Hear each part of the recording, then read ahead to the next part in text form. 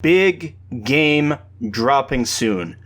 Big game dropping soon.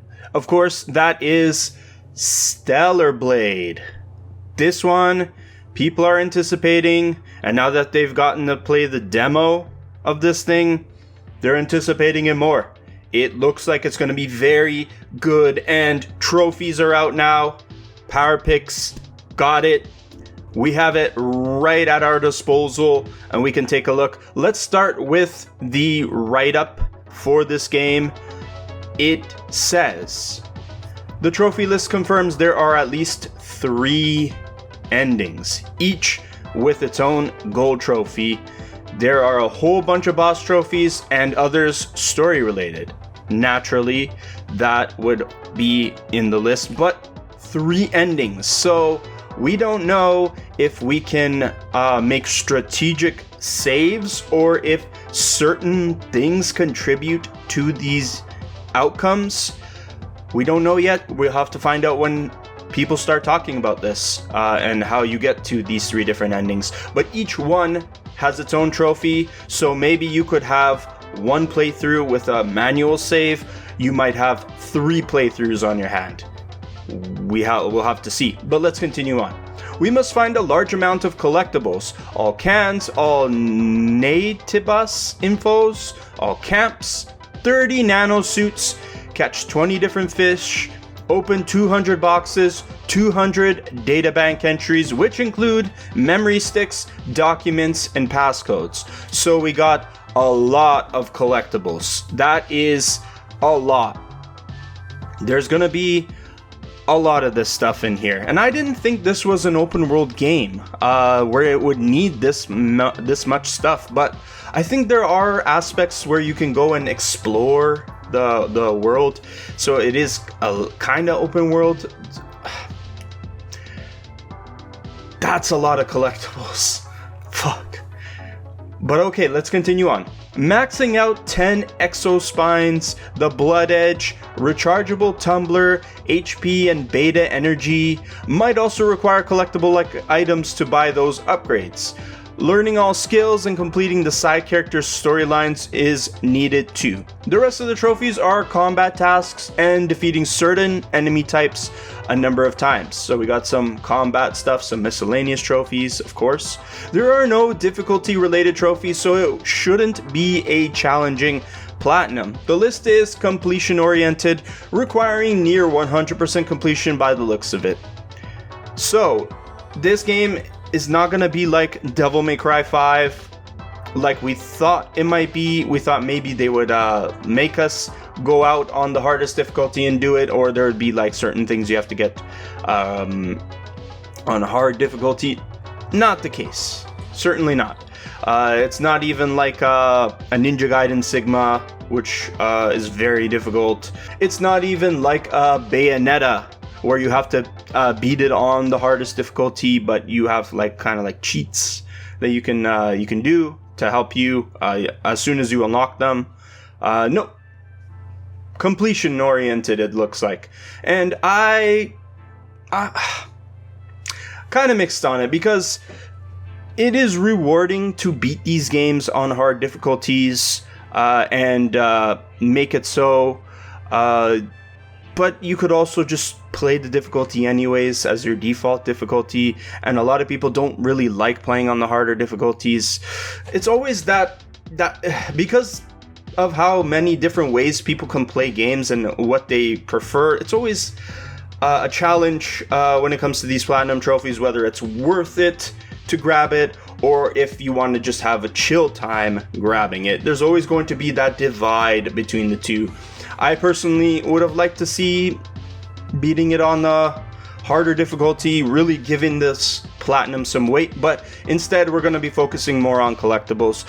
Let's take a look at the trophies and see exactly what we're in for. So There's a lot of hidden trophies. Good that they're hidden on this page too. I'm happy about that. Then you got your 3 ending trophies here. Return to the colony, cost of lost memories, making new memories. 3 different endings where we've yet to find out if you can make a manual save to get these 3, or if you have to make certain choices during the game to get them. Could be the difference between 1 playthrough with some side playing or 3 playthroughs. Then you got tons and tons of those collectibles. Nano suits, which are the suits she wears. Cans, I'm not sure what that means. Databank entries, memory sticks, documents, and passcodes. This is probably lore stuff that you have to find in the world. Lovely. Like, 200 of them is a lot. Like, caught 20 different fish, opened 200 boxes. I'm guessing there's a lot of boxes you can find, so maybe this one's not so bad. Got information on all Natabas. I don't know what that means, but okay. Activate all camps. Then you got upgrade and weapon stuff. Enhance blood edge to its max. Enhance the rechargeable tumbler to its max. Enhance 10 exo spines to their max forms. HP to the max. Beta energy to the max. That sounds like your ability to use special moves and stay alive. Learn all skills, so if there probably is a skill tree where you have to complete it all. So it really is very completion based. And we don't know if some of these collectibles will be required to get you to where you need to go. I assume there's some kind of experience factor to it, and I guess that would be like keep fighting, keep gaining experience, and then you'll naturally get yourself to the max HP, max beta energy. You got your side stories here. Complete Enya and Sue's story, Kaya's story, and Digger. Is it Digger? There's a 2 instead of a 3, so. But D1G, G2R story. And then you got a whole bunch of combat-oriented stuff. Perfect dodge 200 enemy attacks, perfect parry 300 enemy attacks, and it goes on down to the bottom here. Defeated 100 enemies with beta skills, 50 with burst skills, 50 with Tachi mode.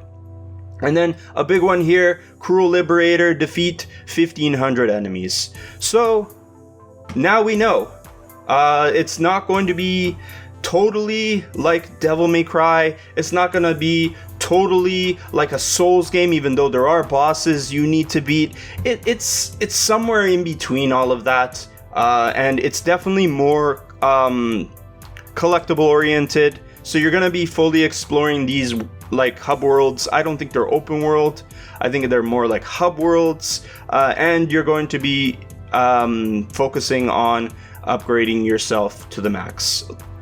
This list doesn't sound great, but I bet you it works perfectly with the game.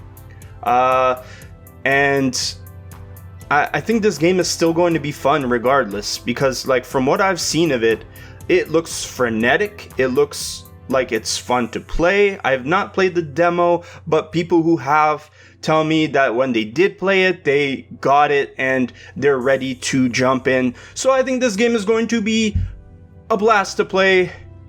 No beating it on the hardest difficulties, but that's fine. That's fine. You can play on the hardest difficulties if you want and master this game. This list is more focused on the other aspect of trophy hunting. That's like the checklist kind of stuff. But let me know down in the comments section if you're going to check this game out. I think I will check it out. At least I'll check out the demo first and then see if I really want to make the jump into the game. It's looking excellent. This looks like it's going to be a big release this year that a lot of people are going to be very happy with. Kudos to Shift Up. This is their first game that's not a mobile game, and they're coming in like a meteor with that. But let me know what you guys think. I hope all your trophy hunting expeditions go incredibly well, and peace out.